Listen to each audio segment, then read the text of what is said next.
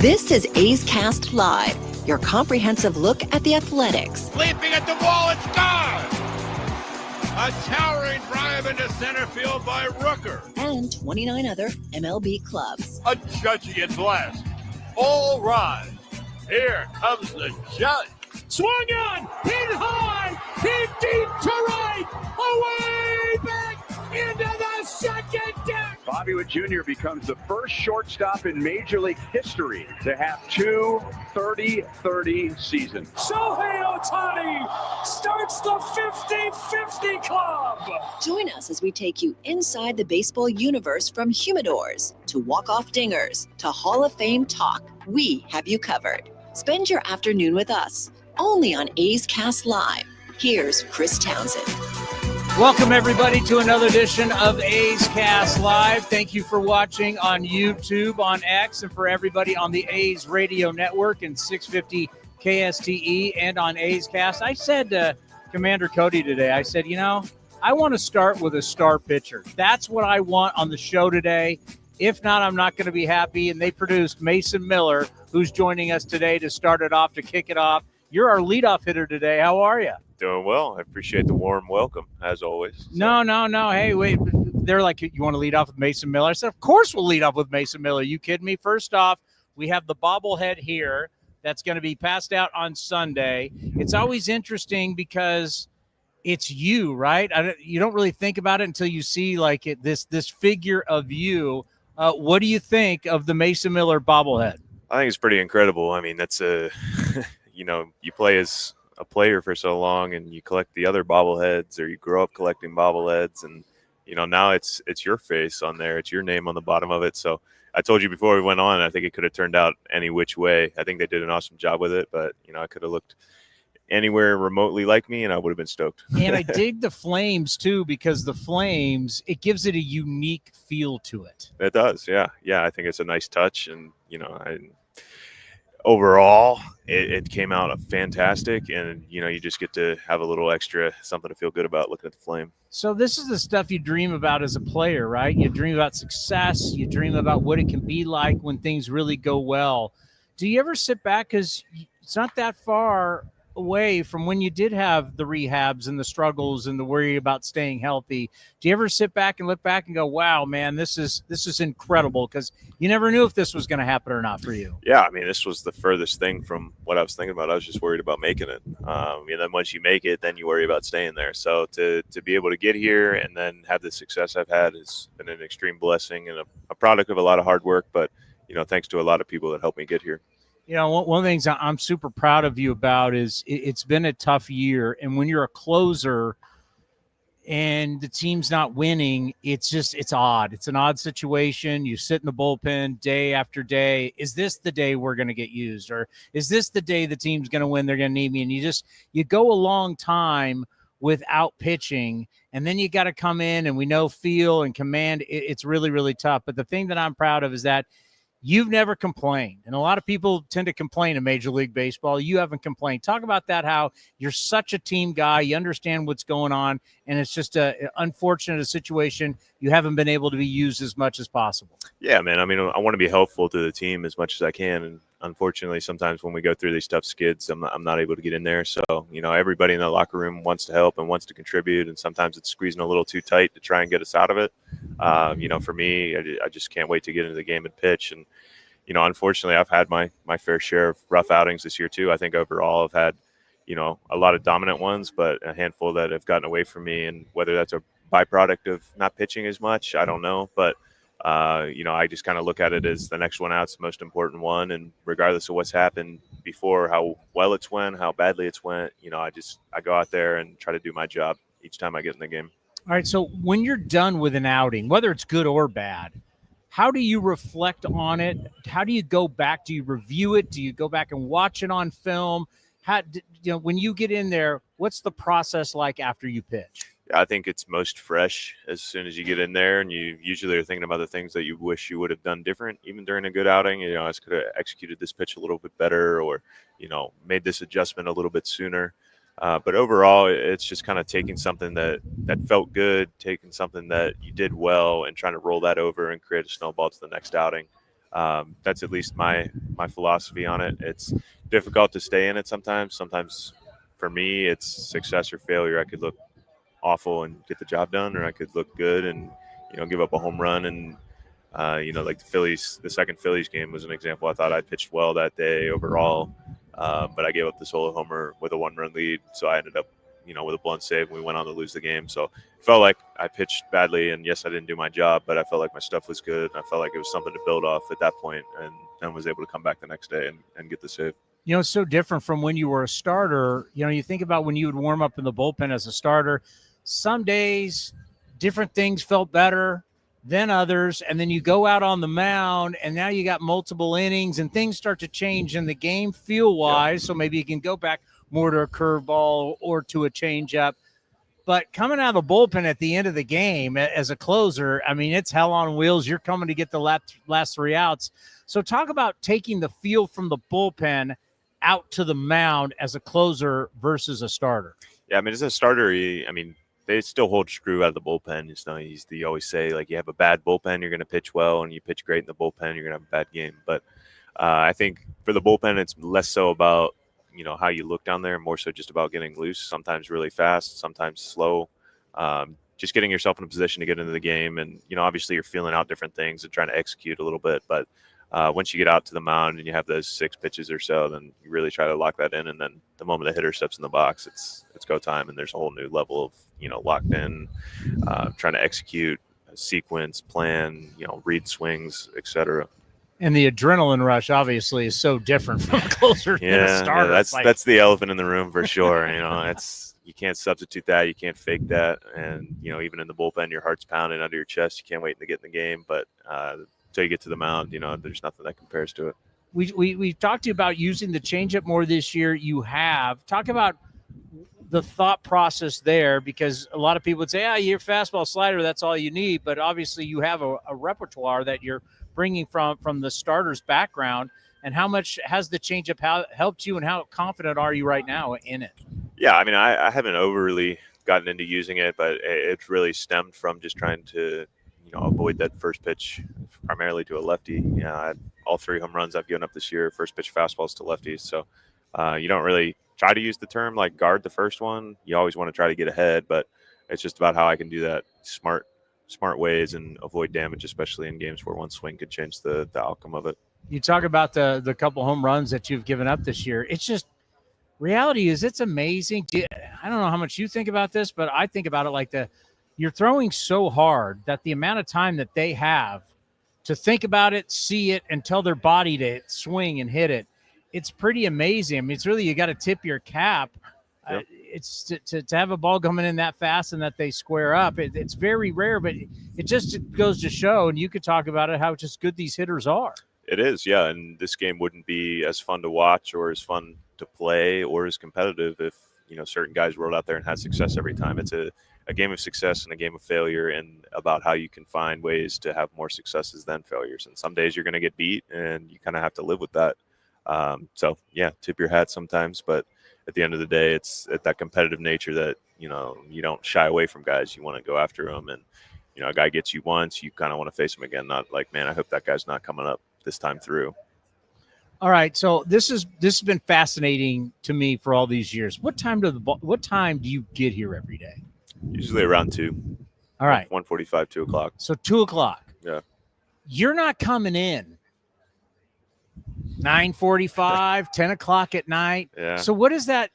That's a mind game you got to play within yourself, because all these other guys, they got to be ready to rock. Game time, 7:05. A lot of the bullpen guys, starters don't go deep anymore. So, by 5th or 6th, everybody's starting to, you see them down there with the armbands. For you, it's at the end of the game. So what is your day like when you get here at 2 o'clock and you know that if you are going to be used on that day, it's hours away?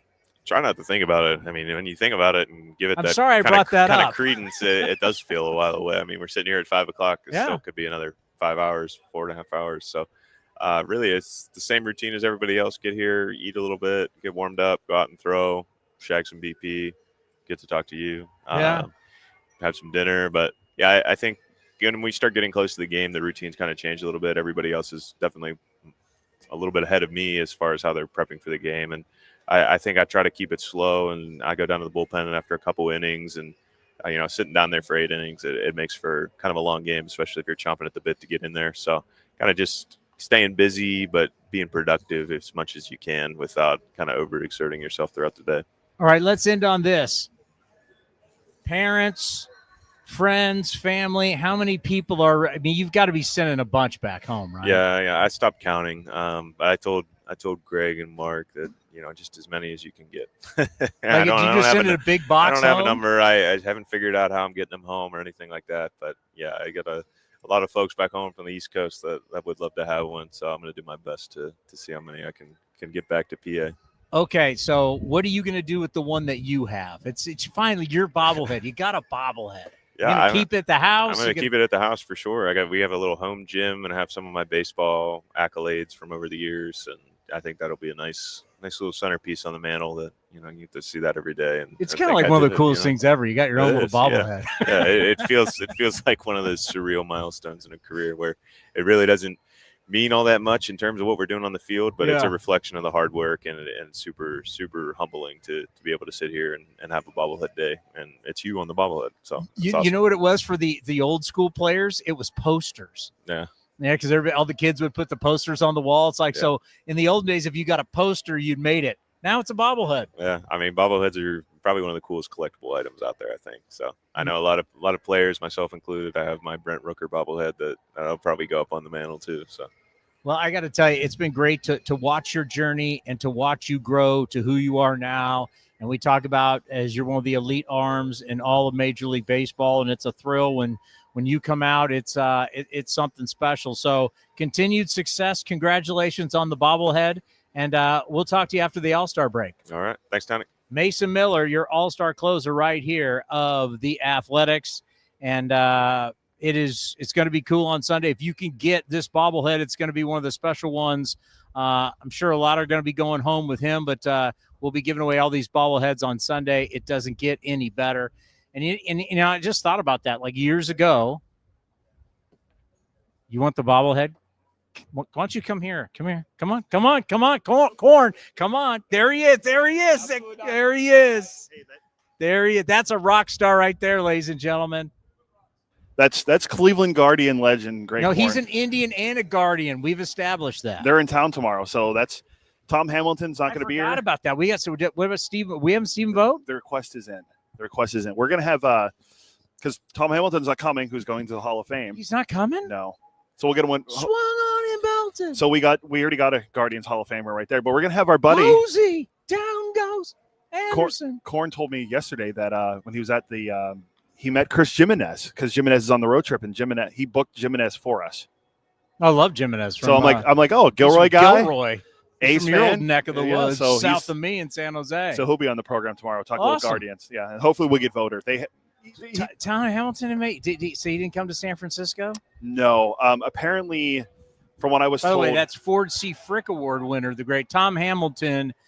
We love having him on the program. He's truly one of the great voices of baseball. But as we always like to highlight people's careers, Tom Hamilton was one of the original Big Ten Network guys. So when they launched the Big Ten Network, and if you follow college sports, and we know how much money, the Big Ten Network was the first big one. It was the one that really meant something. And Tom Hamilton called so many Big Ten football games, basketball games, and then, of course, being the voice of the Indians, now the Guardians, and just recently was awarded the Ford C. Frick Award winner as for broadcasters going into the Baseball Hall of Fame. So, and he's been so kind to us. And yeah, we've blown up Basecast and everything, but we remember all the people when we first started this thing, and we weren't even on video, and we were just audio, and we were just streaming. We weren't even on terrestrial radio. The people like Geoff Blum, the great Geoff Blum, the Cal Bear, and World Series hero of the Chicago White Sox, who now does television for the Astros, will be coming here today. He's another one. Steve Sparks, former A, who also works for the Astros doing the radio. These guys have been around. They took care of us in the infancy of this thing called A's Cast Live. Yeah, and Sparks actually sent it to us yesterday. He sent me a screenshot of the Old Man Rivercat article. I have it on my phone. Yeah, it's one of those things where if if I would have remembered, I could have pulled it up and put it on the stream. But it was actually really funny. It was cool to see that. So those guys have been great. Tom Hamilton. I remember when we saw that he was he's receiving the Ford C. Frick Award. We'll never be able. Would we be able to zoom in on this? No, because I'm not sitting. So there. it's from the Sacramento Bee, and it says the title is Old Man Rivercat. Well-traveled Sparks 40 still has flutter in his knuckleball, and he was actually lying about his age. He was 41 years old. It's awesome. I actually saw Sparks. I'm a man. I'm 40. Yeah, he was a man, but he was 41. He was all right. So you've given me no paperwork today. Well, it's very windy, but I do have it all printed. We're gonna Blummer at 5:30, and then Strawberry, the in-stadium host, not Daryl Strawberry. Not Daryl Strawberry, who the great Dan Dempster and NBC Sports California thought was coming on today. It's actually just Strawberry who will be on with us. There was a trivia question on MLB Network. We were driving up, and we always watch MLB Now on our drive up to San Francisco when the team is on the road, and we're doing these shows from SF. What was the trivia question I answered about Strawberry? Is he the only position player? It was something that was like him and one other person that No, he's the only position player. They said, who's the only guy to win a World Series with the Mets and the Yankees as a position player? That sounds about right then. Yeah. Right? And yeah. I immediately know I'm like, it's Daryl Strawberry. Wait, can we see this? Let's see. Hold on. You got the Old Man Rivercat up? Let me see if I can get it going. Hold on. There we go. There it is. There's our friends. And the beauty of this, and for everybody just listening, we apologize, but the beauty of it is he's in an old-timers uniform. So they must have had some type of old-timers day here for the Rivercats. Was this like an 04 or 05? Yeah, 05, I believe it was. And so he's got like the old-time jersey on, the old-time hat. So they must have had some type of – and it's Sacramento across the front. So it's, it doesn't really fit on the jersey because Sacramento is a very long word. But, yeah, I wish we would have had that yesterday. That's really cool. So we got Blum coming up at 5:30, and then Strawberry, who does an unbelievable job. I got to say, and it's just not because he's coming on, I don't know in stadium, and I've been to a lot of stadiums, I don't know if I've seen a guy bring it better than Strawberry does on a daily basis. Yeah, he's fired up every day, no matter the outcome. And does he still do a radio show here in town? He does, and I believe I don't know if he's still doing it or he's still doing the radio station, yes. But I believe he does the Kraken also for the NHL as the in-stadium guy there. Or he was in doing Seattle? Yeah, or he was. He did the Kraken? Yeah, I'm pretty sure I remember. That's kind of a tough commute. Yeah, it's a little – Seattle to Sacramento's a little – That's a tough commute. It's a long drive. So do you know what – I can't wait. What shift does he have on old terrestrial radio? I looked that up earlier, and I forgot to write it down. Obviously, it's not a nighttime gig. Get your facts straight. Yeah. Thank you, Mike Gundy. I believe it's on 107.9 KISS, but I don't know what time his show is. All right, we'll figure out. So Strawberry, not Daryl Strawberry, just Strawberry, radio personality who does the in-game entertainment for us here at the ballpark in West Sacramento, will also join us. I got to tell you, I thought last night on our post-game show, if you were listening to it here on A's Cast of the A's Radio Network, or you were watching it on NBC Sports California, that Tony Kemp made an observation that I was like, damn, that's good. And I was thinking about it, and sometimes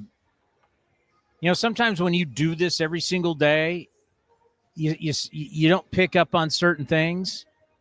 But I thought his observation of what Nick Kurtz did in the ninth inning was fabulous. Because we've been playing these blowout games, right? 18 times this year, the A's have given up 10 runs or more. Well, I got one for you. David Feldman gave me this too. 18 times now they've given up 5 or more runs in an inning. Okay, so it's 18 times 10 runs or more in this season, and then 18 times they've given up 5 runs or more in an inning. So what is are we still at around 24%? What is 18 of set? We played 76 games? Yeah. You do not go to me and my San Jose State math. 24%. We round up on this program. I'm a public educated state school kid. Do not go to me for math. What is it? 24%? 24%, yeah.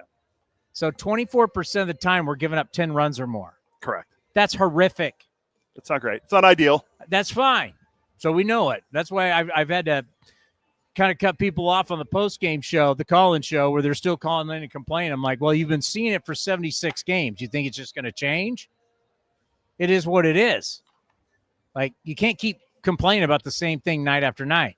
But the observation about Nick Kurtz. So we saw Nick Kurtz in his first at-bat hit a double the other way, right there.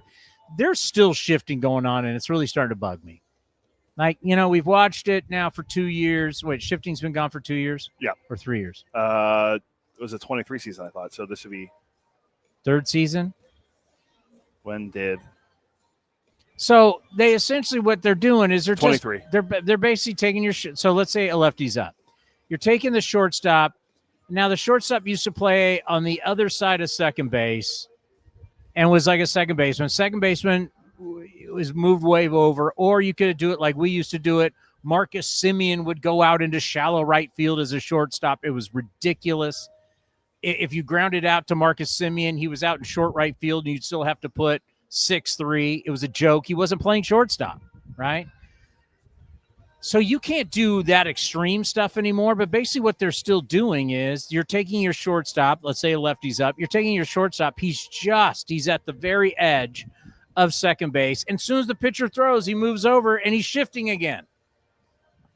We have to get rid of this. It's awful, and you go, you shouldn't tell the defenses. We can tell defenses what to do. We tell defenses what to do in the NFL. We tell defenses what to do in the NBA. I mean, think about all the years NBA. You can't do the zone defense. Why the hell can't we tell defenses what to do in baseball? We do another. We do hockey. We got rid of the zone trap or whatever the hell it was called. I was waiting for him to play it, but he hasn't played it yet. It's the big leagues. That's why you can't do it. What was it called in hockey? The zone trap. The Devils played the trap. The trap. It was a zone trap. Yeah, with Brodeur and net, and you had the guys. Yeah, they were legendary for how that worked. It was ridiculous. So we tell everybody else. The other sports tell you we've changed. The NFL has changed defensively in so many different ways. Why can't we do it in baseball? Well, tell people where you can line up and where you play. Because I think besides it being it's the big leagues, is that the traditionalists will hate it. I mean, wait a minute, the traditionalists hated shifting. Yeah, well, everyone hates change. So I'm with the you. Big leagues. See, you and it's the big leagues crap. I want to get it more traditional than ever before and tell these guys where they can line up. But anyway, back to Nick Kurtz. The big thing that Tony Kemp brought up, and when we were doing the show, and I was like, wow, that's a great observation. And the observation was, look how much this kid was still in the game in a blowout game. How many times in a blowout game do you see a player? Yeah, the games, and they'll give up an at-bat. Nick Kurtz is a young player, and I think this is something that's not going to leave him. He comes to play for all 9 innings, no matter what the scenario is. Not everybody, you think everybody would do that? Not everybody does that. And that's what Tony Kemp picked up on. And I was like, wow, that's pretty good. I think that says a lot. And that goes back to what Mark Kotze is saying, where he sees leadership. Mm-hmm. And we're starting to see the new leader of this, the crew, the young crew. It's Nick Kurtz. And you can see just Nick Kurtz by example. He's a big dude, so he's going to command the room and he can hit. And, Nick Kurtz is all about winning. Supposedly Nick Kurtz has been pretty teed up about all this losing, and I love to hear it. Yeah, I mean, last night he had his first 3-hit game. He had his 8th home run of the year. He's tied with Jacob Wilson with 8 home runs. The only rookie with more is Ramirez, Agustin Ramirez of the Marlins, who has 10. Who right now is not – he's not rated as the top rookie to win. I shouldn't say rated. If you look at if you wanted to bet, he's not the favorite. Yeah. As they have him in our friends in the desert, as we like to say, they have him as the number 2. Yeah, Drake Baldwin's number 1. They have him as number 2 in the National League. Now, in the American League, Jacob Wilson is by far the big favorite. Yeah, the guy that everyone's talking about could be a guy that makes a run for it, Christian Campbell. Well, he was optioned to AAA today. That list I sent you, wasn't Campbell number 2? I believe so, yeah. You're going to change that list because I'm not betting on a guy who's going back to AAA. In the Roman Empire, Roman Anthony, he's not hitting yet with the Red Sox. Roman Anthony is high. Roman Anthony, a lot of people think he's going to come on to take on Jacob Wilson. I don't see how. There's not going to be enough games. He's going to really have to hit a lot. Well, he's going to Jacob Wilson has 99 hits. I mean, good luck catching up. But I think this is a good chance for Nick Kurtz for the A's for the first time in franchise history to have two players finish 1-2 in the Rookie of the Year voting. The only time we've ever had guys even close were back in 05 and 06 whenever Bobby Carr's won. Houston Street won in 05, and then it was 09. Houston Street won, and then someone finished 6th, and then 09 when Andrew Bailey won, Brett Anderson was 6th. So this is the first time we can have two guys in the top 5. That could have been a good hot take. The A's are going to finish 1 and 2 in Rookie of the Year. It's still 5 days from now. You could use it again. Johnny won't remember. You think Johnny's listening? No, Johnny's not listening. Johnny's hot. Johnny's prime time now. We just have to accept that he's just past us. Yeah. That's not true. It is true. It is true. There's a time in life we have to realize there was like David Duval was number 1 in the world in golf, and there's this guy Tiger Woods coming, and you know what? Tiger was going to pass. Phil Mickelson knew Tiger Woods is going to pass us. Well, Johnny has basically become Tiger Woods. Well, you saw it yesterday because the kids sided with Johnny catching the ball in the radio booth over what Dallas could have done in the outfield in the berm. The fan went with Johnny over the great Dallas Braden who threw a perfect game. What does that tell you? They said the guy with the nose is more impressive than the guy that actually pitched in Major League Baseball. I know what I want next. I want someone who has starred in a World Series. I want someone who has played in the College World Series. Can you find me that? Not here. Do you know how hard it is to find a guy who's a World Series hero and also played in the College World Series, which is going on right now in Omaha? I'm guessing he's joining us next. Is he joining us next? I want a hero next, right here on A's Cast Live.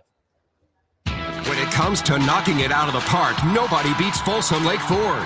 Folsom Lake Ford is a 7-time Triple Crown Award winner, Ford Motor Company's highest honor for being the best in customer satisfaction in sales, service, and finance. Step up to the plate for our biggest selection of new Ford models, including the legendary F-150, on sale now. Shop Folsom Lake Ford, your truck headquarters in the Folsom Auto Mall. FolsomLakeFord.com. That ball is out of here.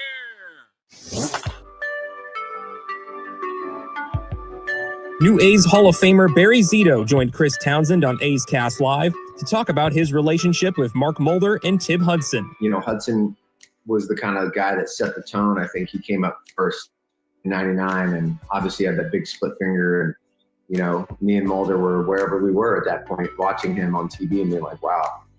And then, then Mulder came up after that, and I came up kind of more in the middle of that 2000 season. And I think that we didn't really know we're going to be together. But I think, once the rotation established itself at the end of that year, 2000, and all of us were pitching in the playoffs, we're like, oh, okay, this is like kind of a special thing. Like we're all, 22, 23, 24, whatever it was, pitching in big postseason games, right? Not just having the games in the regular season. You're at Yankee Stadium. You're at Fenway Park. You're in the biggest venues in the game. Yeah, and I was going to say, and I think part of that was that you didn't totally know what we were going up against, right? You're just young. You're like shooting for the stars. You're trying to get to the big leagues, and when you do, you're kind of just like, oh my gosh, I've been watching all guys on TV, for years. Now I'm pitching against them. So it's very surreal in the early stages of being in the big leagues because you're just running on full adrenaline, and I think all of us were doing that. But it was really fun to watch Mulder, like on Friday, kind of his sinker, and then like, let's say Huddy would come through on a Saturday, day after, and he's trying to make sure he holds up his end of the deal. And then if I was watching a Sunday day game, so, in a way it was like we were competing, but really it's like, you just didn't want to be the guy that was going to screw it up, You can watch the full interview at youtube.com/athletics or listen at athletics.com/A'sCast.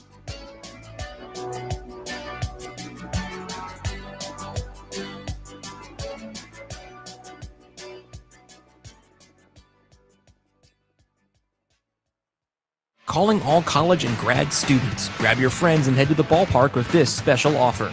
Save up to 50% off select regular season games throughout the 2025 season. Get your discounted tickets at athletics.com/student. Streaming from West Sacramento, A's Cast Live continues with Chris Townsend.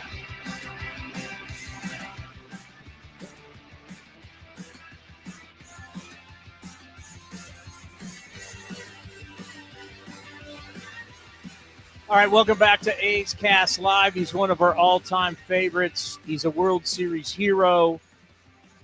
Got to the College World Series with the Cal Bears. He's one of the great Cal Bears. Now does television for the Houston Astros. Plummer, it is great to have you on.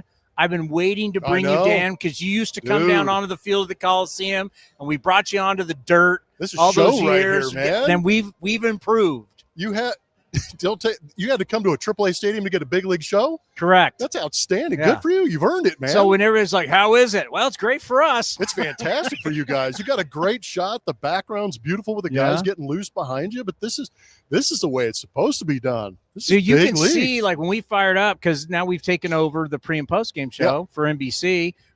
Doing normal with Steve Sachs, but we have Tony Kempen. You got one of the best in TK over there. So when you guys are doing, you see when our lights fire up, where we're ready to rock. This is the new deal. Yeah, I didn't realize I haven't had to wear makeup on your show in forever. Now I got to start getting prepared, man. You got to come ready to rock.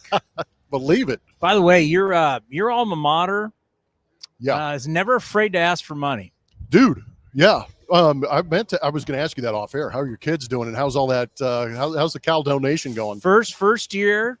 Both of them got all straight A's in that's big economics time at Cal. majors. Good for you. I was a little worried like they were going to, but they've been able to. That first year at Cal's no joke, man. Your boy was on academic probation the beginning of my sophomore year. I don't know if it was because of the Zuber Klipinski efforts, maybe post game. But no, I was able to battle my way back. Yeah, I just had a little bit of an issue in one class that I had to make up a test. I almost feel bad. So like their first year, Clark Kerr, that dorm. Oh boy. And you're like meeting the other parents, and like all these kids' parents are like influential, big time people. Right. And all these kids are super, super bright. Like you don't realize, I went to San Jose State, man, right? We're all state school like kids. You go to Cal, these people are going there for reasons. A lot of bright kids, and their parents are really successful. There's purpose your freshman year. Like we're introducing you to Clark Kerr. We're getting a little bit of the freshman mo, but expectations are high as soon as you step on campus. And then my kids are like, "Yeah, my dad's a broadcaster. My mom's a teacher." Exactly like, right. Yeah. Like, wait, what? My one daughter's roommate, her father was the head of basically the Secret Service of Israel. Oh dear. Be nice to them. So I met this guy, and it was like unbelievable. Like he was a head of the Secret Service of Israel. Did he have like that air of like intimidation, or I know more than you? Oh, he looked like he could kill you in a second. Right? Yeah, they just kind of like look right through you. Yeah, yeah. Well, what was crazy? And for I'm us, like, I'm taking phone calls after the game today. Yeah. You're like, hey, you see what about that did you see what bullpen? Kurtz did the other day? Yeah. Well, what was funny for me is. They have the athletic dorms up at the top of the hill at Berkeley near the football stadium and all that kind of stuff. They put all the baseball players down towards the track stadium. So we were down the hill and we were in with the GP, man. And we would, the first couple of weeks of classes, everybody just thinks you're a normal, regular student. And then all of a sudden they start finding out that you're coming in at weird hours. You're carrying a gear bag or you're doing something. They're like, what do you do here? Like, what are you majoring in? Baseball. I'm majoring in shortstop at Cal. They're like, what? They're like, you're taking money away and classes away from one of my valedictorian buddies? And I'm like, yeah. They get so mad. I'm like, can they hit a slider? And they're like, no. And I'm like, well, I can. So there you go. Hey, I got the class. This time of the year, I'm always fired up. College World Series. Dude, it's so good. I think for all of us who played college baseball, we know how special it is. You got to play in the College World Series. Obviously, the stadium, you didn't play in this stadium. No, I played in Rosenblatt. I played in the old school. One, it was amazing. So, like, when we had Ben McDonald on, I was like, when I was in high school, I was watching you at LSU, right? But so being in the hotel, I always put it on when I'm working out. Do you ever I'm watching reminisce? it all the time. Yeah, I reminisce all the time, and it's kind of great because I still have a bunch of Cal teammates. We have a huge text thread. I mean, there's guys from the 88 team. There's guys from the 92 team on this thing. And we text all the time throughout the course of the season. Dan Chalowski took me on my recruiting trip I know Dan at Cal, Chalowski, and yeah. his son is now the shortstop at UCLA who played in the World Series. So we had a vested interest in that. And Dan Trump, who was a backup catcher on our 92 World Series team, is now one of the assistant athletic directors at Arkansas. So all of a sudden you've got this angle where you're like, we're rooting for Arkansas, we're rooting for UCLA. I have a daughter that goes to LSU. I have 3 daughters that go to Arkansas. So I mean, I have been watching every minute of the regional, the super regional, to the College World Series. There's 3 very unhappy Hogs right now after the way that game ended last night, how brutal that was. But now we get to watch LSU. But I'm with you. I watch it consistently, and I think a lot of it goes back to the being a part of it. And, you know, on the outside, you understand the mystique, but after playing on that Rosenblatt field, it's like you're a part of history. What's the difference? Obviously, being a pro and being in the big leagues and everything, but like, what is there's something different playing for your school and your alma mater versus playing for a Major League Baseball team in a World Series. And that's part of what the NIL and transfer portal kind of discourages me a little bit, because of the loyalty. I will always bleed blue and gold. And the reason I'll bleed blue and gold is obviously because I had the opportunity at Cal, but the guys that I made it to that World Series with, we are bonded forever. And that will never change. I'd never got traded. I'd never got released. I was a Golden Bear, and I always will be a Golden Bear. And I think that's what's kind of changed now. But, you know, you start telling guys about going to school for 3 years, and it's become, you know, it's become unique, which is kind of crazy to me. And you hear some of these guys transferring after after a season. It's just wild to me. Why wouldn't you want to stick in a place, grind with your boys, get to the World Series, maybe have some heartbreak like the Razorbacks did, show up the next year and try and do it again? You know, that's what I think is kind of lost in the college game right now. All right, getting to our game today, you know, looking at the Houston Astros, I'm just like, how are they do? Like, do you look at our roster and go, how? Because I do the same thing. I'm on their broadcast and I have to explain it. And it's really interesting, and it kind of goes back to what you're talking about with some of the loyalty in this. This is a group of guys that does not have the Yordan Alvarez's. It doesn't have the Kyle Tuckers. It doesn't have the Alex Bregmans, the Correas, the Springers, everybody that's moved on. Garrett Cole, I mean, Verlander, everybody's gone. Well, even Lance McCullers showed up and then left. We were like, oh, we got Lance back. And he disappeared. And you're like, going, how are we going to get through this? Colton Gordon going tonight. If you would have told me in the middle of June the Astros would have a 5.5 game lead with who? Colton Gordon on the mound. The guy Gusto going the other. I mean, it's unbelievable. But the only thing I can attribute it to is these guys know how to play the game. And we've talked a lot about organizations being able to draft, trade, have young talent, develop them in a way that when they get to the big leagues, they know how to play.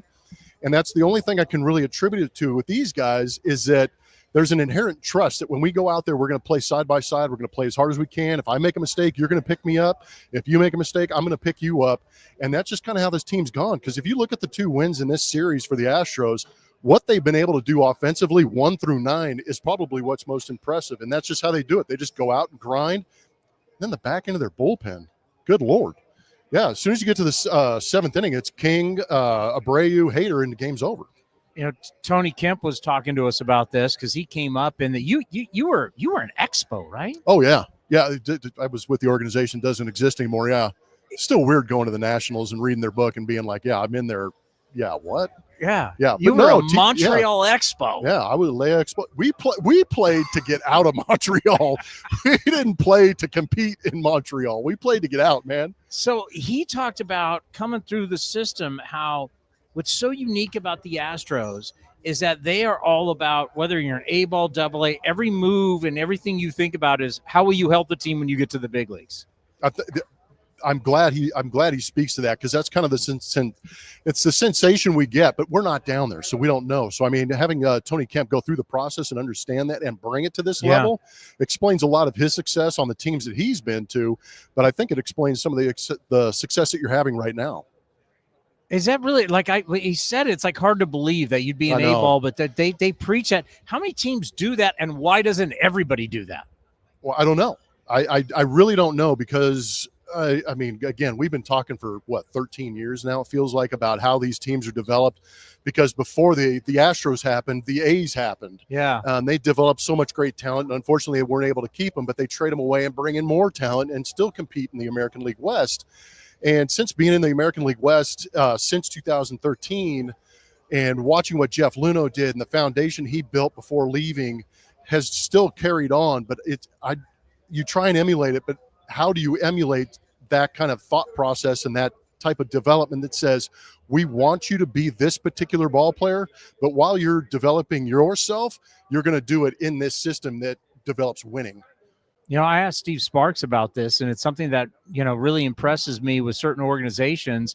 When you win, people are coming for your people. Oh yeah. So you're getting poached. Yeah. So when you say that, we're at the very top when it comes to innovation. Well, everybody's coming to take your people who made you that. Yeah. How surprised are you the Astros have been able to stay that way with everybody cherry picking from what you build? And as you mentioned, Jeffrey Lunau's been there for a long time. Been a very long time. It's been a good 5 or 6 years since we've been without the Lunos and the AJ Hinches.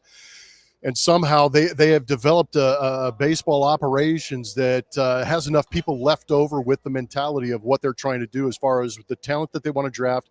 Because we've got Josh Miller, who's a Brent Strom guy. Brent Strom laid a foundation of there's particular guys we're looking for. We want extension. We want some backspin with some late hop on a fastball. And we want a guy that can spin the hell out of it so we can go teach him how to throw a slider. And that's all they go out and get. Jason Alexander shows up. Why do we pick him up? Well, he's got good extension, good run on the two-seam fastball, but his changeup plays. So let's fire him out there for a start, and he goes 6 shutty. I mean, how do you make this stuff up? He wasn't going 6 shutty here when he was coming out of the bullpen. And that's the thing is we're sitting there looking at the numbers going, this guy's going to be our starter tonight. We're fingers crossed, and he goes out and shoves, and you're like, how does he do it? Yeah. But I just think that they've got a mentality. They've got an idea of the personnel they want to have in their system. And they bring them here, and they try and make them as good as they can for as long as they can. Isn't it reunion time for your Chicago White Sox and the World Series team? Dude, 20 years. Are you kidding me? 20 years? 20 years. My triplets turned 20 on May 3rd, and I think that's when it hit me. I was like, damn, they're 20. That means I'm really old. When is the reunion? It is going to be the 3 days. I think it's July 11th, 12th, 13th. It's right before the All-Star break that weekend. You're going.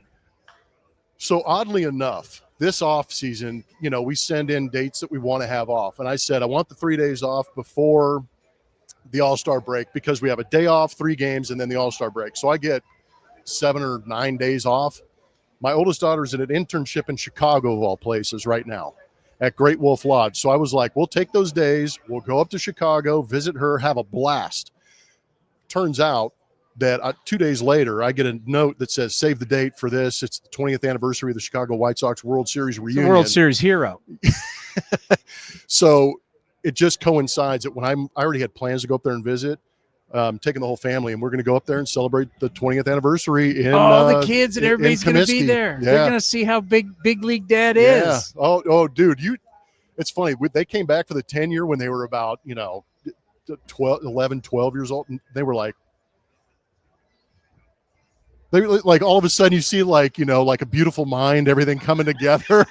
And they looked up and they were like, that's what you did. Yeah. And I'm like, yeah. I go, Dad. Because they just really know you as a TV guy. Yeah, no, primarily. I mean, they knew that I played, but they didn't know to what extent. They were like big leagues, minor leagues. They didn't know what it was. But then they kind of realized, and then the Astros go to the World Series in 2017, and they're all of a sudden it's starting to click. Yeah. But this one will be a good one. I mean, you got to get the family out at the statue.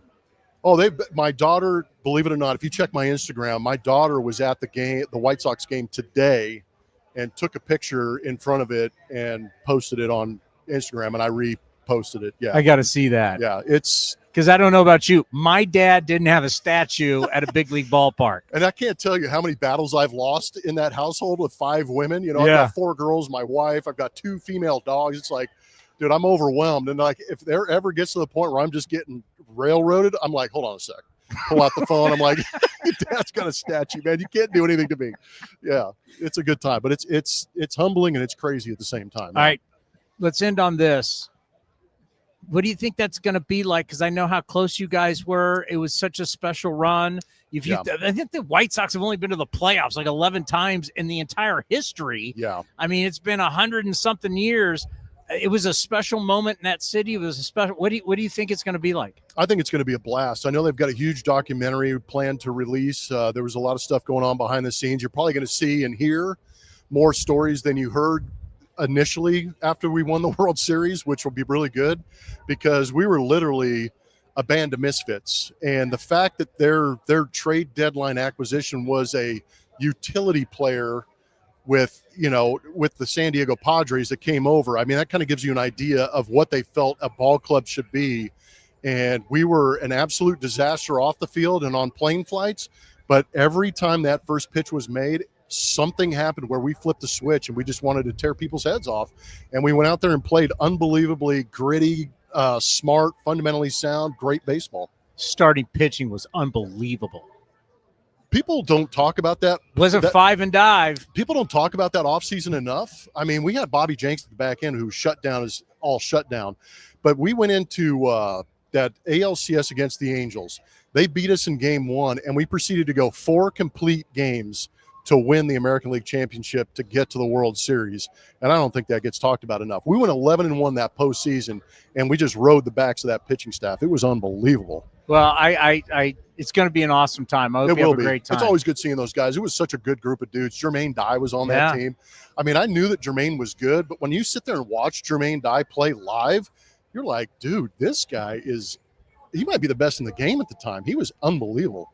Well, dude, Towny, you're the best, man. I love coming on with you, dude.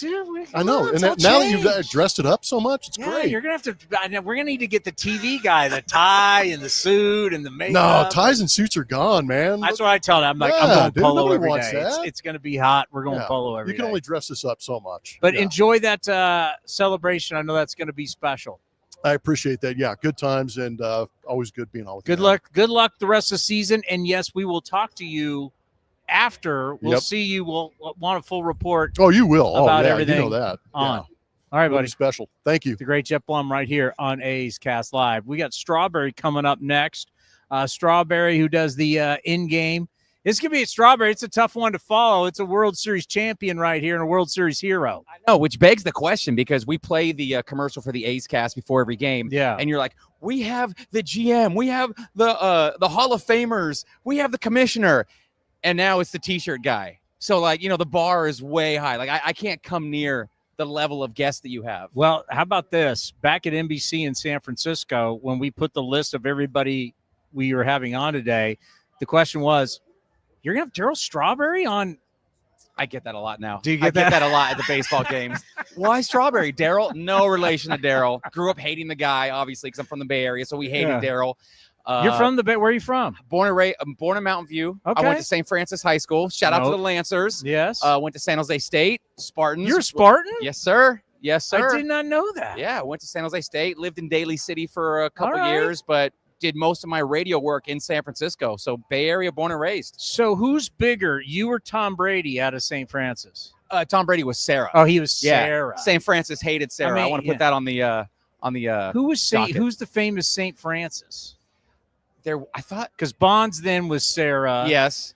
Sarah has a bunch of but there's also player. St. Francis has a bunch of guys. Eric Burns. Didn't Burns come out of St. Francis? Yeah. We had a soccer guy, one of the Cannon twins. Yeah.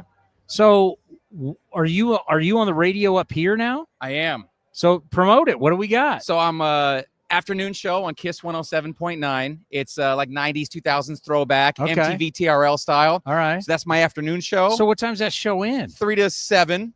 So you play hooky for this? I play hooky on game day. We do a little taped action. Yes, we do. So you're on the air right now. I'm on the air right now. And then at 7 o'clock, when we do first pitch, that's when I'll be on the air on V101.1. So it's a throwback hip hop station. Yeah. So I'm on 2 stations in SAC.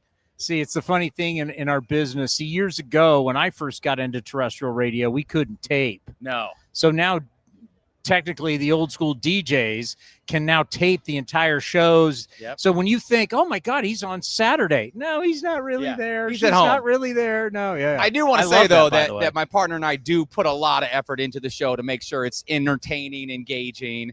We never pretend that we're live if we're not, but we give everybody a good show. So you did the Kraken, I'm hearing? Yes.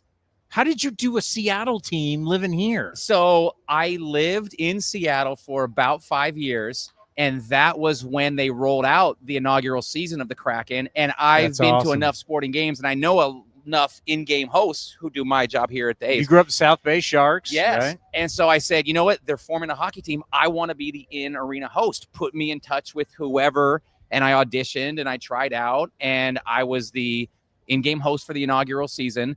Then I relocated to SAC for season 2.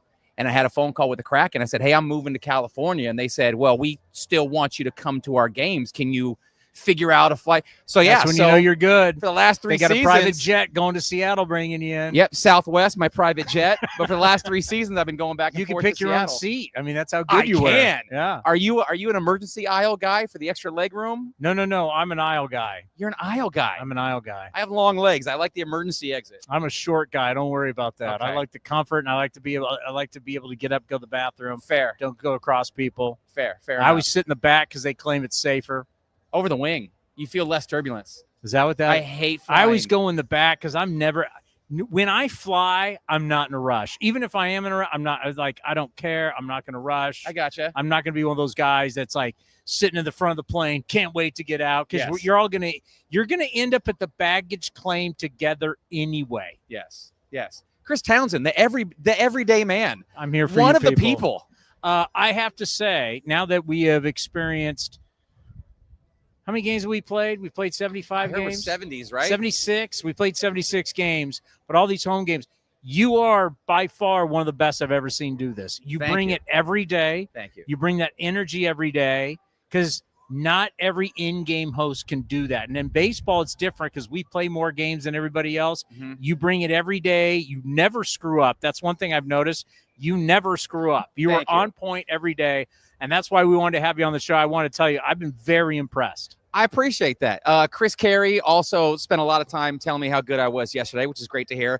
But, I'm forward-facing. The fans come for a great game. They can't interact with Lawrence Butler or Brent Rooker, but they see me on the screen and they see me in the stands. Yeah. And my job is just to highlight them. It's not about me. It's like, hey, this guy is going to do karaoke. This lady is going to win a prize. Let's give it up for this person who's doing a silly dance. Like, my job is just to highlight them and to get them on the screen, and I'm organically having a blast. So I think that just translates. The fans are having a blast also. Well, there's so many people that you're going to run into that this is their first ever Major League Baseball game. Yeah. That's the one thing that we've noticed being up here, and people can come talk to us, and the stories of, I'm bringing my son, it's his first ever game. You're like, that's really cool. Yeah, every game. And there's going to be people who this is the only game they come to, either this season or ever. So you just have to give them a good show, and they want to have fun. So I make sure they have fun. What's been the biggest surprise so far, you doing this job and doing it in baseball, which obviously very different than hockey? Baseball, very different than hockey. I think it's the amount of fist bumps and high fives I get as I'm running around the seats and the stands, and the amount of people that want to be on camera. For whatever reason, in Seattle at the hockey games, I do get a lot of love, a lot of fist bumps, but it's just this weird camera shyness. Maybe it's a difference in the sport, but out here, everybody wants to get on camera, which is why I do my best to get as many people on the Jumbotron as possible. Makes my job easier, but they're very into the game and into the show that we put on. Yeah, because you think about it, because traveling around with the Raiders, there's nobody doing that in football. Yeah. And then you're limited in hockey because you can't go out onto the ice all the time. Right. And then basketball, the in-game, like Ruby did it for years for the Warriors, but she was always on the court. Yeah. You are all like, you come up here, you're on top of the dugout. Baseball is unique. It allows you to go out to the berm. Like you can go anywhere, to where that really isn't the case with the other sports. Right. And I like it. And the game presentation team, Justin and everybody, they give me a lot of flexibility and fluidity so I can say, can I go to the beer garden? Can I be behind home plate? Can I go out to the lawn seat? So, as long as we have reception, they'll let me go whenever. Yeah. So as long as the mic will work. As long as the mic works. As long as the mic works, they say, hey, go. Put some people on the Jumbotron. And I know you guys come up here all the time. This is a great look. I mean, our location when they first – so we came up here in November. And they wanted to show me around. What do you think? Because they were just like, this is where we're going to put you.